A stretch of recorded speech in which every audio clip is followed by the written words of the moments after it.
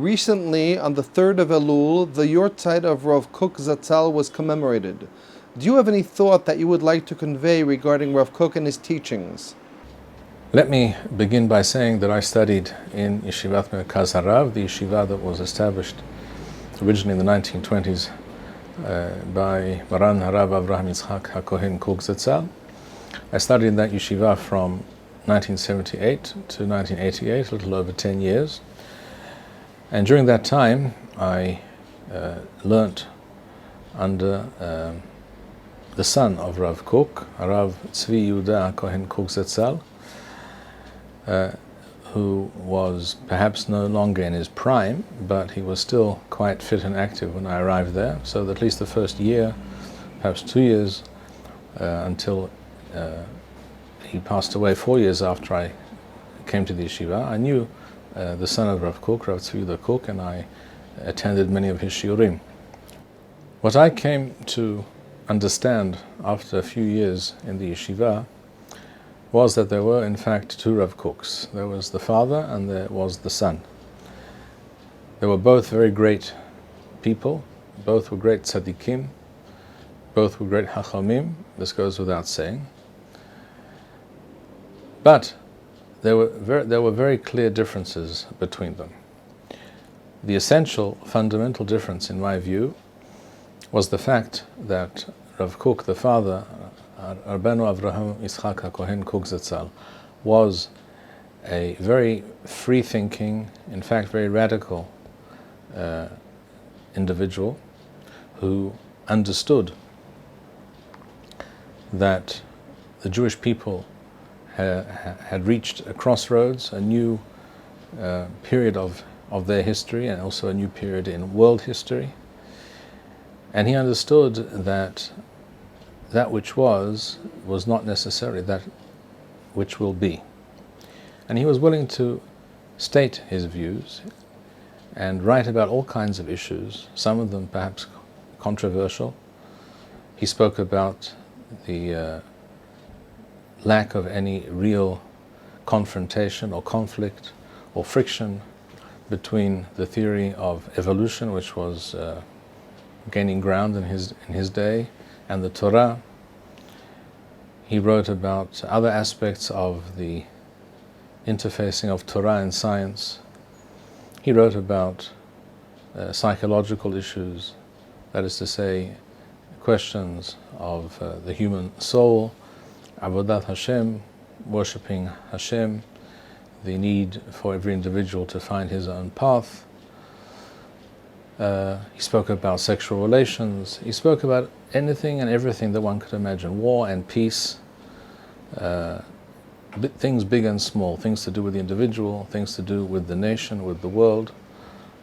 There's not a single issue of consequence in human affairs that Rav Kook did not touch upon.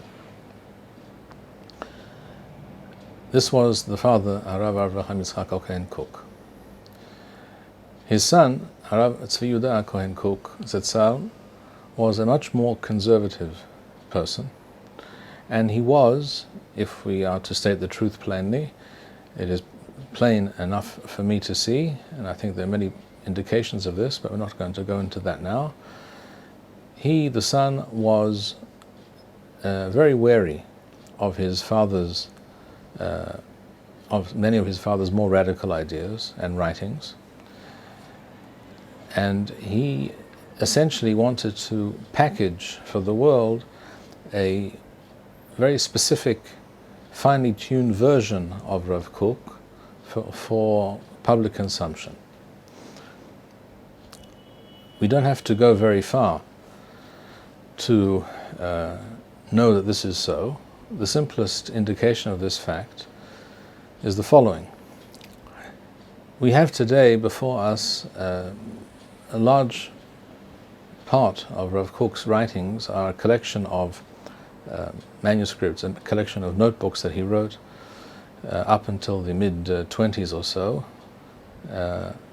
These are known as the Shmona Kevatzim, the 8 notebooks, which in the fullness of time he, Rav Kook, handed over not to his son. I think this is a very relevant point and has not been appreciated, I think, by many. He handed himself these notebooks, these 8 notebooks, which at that time were the major part and the greater part and the essential core of his non-halachic writings. He handed them over to Harav David Kohen HaNazir Zitzal, not to his son Harav Tzvi. He could have done so, but he did not. He handed them over to the Nazir, whom he had met only a short time before, and he said to him, I want you to take these notebooks and edit them, arrange the material and publish it as you see fit. And this the Nazir did. Took a long time because he did things very, very methodically. He took this work extremely seriously. He pored over the writings day and night for many, many years. And on Rav Kook's deathbed, he was presented with some of the printed pages of the first volume that were then going to press, of what became known as Oroth HaKodesh. And there are in fact 4 volumes of Oroth HaKodesh that the Nazir edited and prepared for publication. Of those 8 notebooks, the second, also known as Arpilei Tohar, the second of those 8, Rav Kook, in his lifetime, decided to print as a separate book. And he, in fact, took the manuscript and had it prepared, copied and prepared and laid out for printing in a printing press in a house that dealt with such things in Jerusalem, not far from the yeshiva. This is in the 1920s. His son, Rav Kook, was vehemently opposed to this book being published as his father had written it, because precisely for the reason that we explained. He was convinced that some of the ideas there were too far-reaching, too futuristic, too radical, way ahead of his time, and they would cause many people perhaps to disagree, to argue, to chastise Rav Kook, that would cause them to denigrate Rav Kook perhaps. I'm sure that his intentions, Rav Tzvi Kook's intentions, were pure. But the fact of the matter is that Rav Kook, the father, wanted to print this book, and he actually sent it to the printing press. And his son, Harav Tzvi Kook, was intent upon not allowing this to happen, and he, in fact, badgered and nagged his father constantly and consistently, to the point where his father, who was a very gentle person, Rav Kook Zitzal was a very gentle person who couldn't argue with others and impose his will. He didn't wish to, at least. He finally said to his son, do as you see fit. As soon as Rav Tzvi Kook heard those words, he walked out of the yeshiva, he walked over to the printing press where the book was actually being printed. It was actually on page 80-something, in the middle of the printing, and he walked in and switched off the electricity. And that's why that book was never published. The printed pages that had been printed were never bound. I actually have in my library the very brittle yellowing pages of that original printing up to the point where it was printed and until it was stopped. That were pages that were never bound. I have the original text as it was printed, but it was never published because Rav Tzvi did not want it published, because he considered it to be too much, so to speak, for the world to hear or to see at this point, at least. And that is a clear indication of the very great difference between Rav Avraham Yitzchak HaKohen Kook and his son Rav Tzvi HaKohen Kook. They were not literally on the same page. What Rav Tzvi Kook Zitzal did was to take, for the most part, the material, to collate from the different materials that Rav Kook wrote, many writings that pertained to the unfolding of this new chapter in Jewish history, that is to say, the end of the Galut, the beginning of the Geula, Athalta the Geula, and things to do with Eretz Yisrael, the return to Eretz Yisrael, and many aspects of these issues, things to do with the reconstitution of the Jewish people, the rebuilding of the Jewish nation, the return to the land of Eretz Yisrael, and etc. Many of these issues were collected by Rav Kook and put together in a book called Oroth. Oroth is, of course, a famous collection of some of Rav Kook's writings, and this was, by no coincidence, the book that Rav Tzvi insisted that students in the yeshiva study rather than other writings of Rav Kook. There was, in fact, I recall, at the entrance to the Beit Midrash, in my day at least, I haven't checked if this is still the case, in my day there was a letter on Rav Tzvi Kook's stationery, a letter in his handwriting that had been framed and attached to the entrance to the Beit Midrash, which stated that I wish to emphasize once again the importance that everyone study the book Oroth. Of course, no one, certainly not I, would disagree, but the message there between the lines is learn Oroth and pay less attention to some other writings of Rav Kook. For example, Oroth HaKodesh. For example, many other writings of Rav Kook.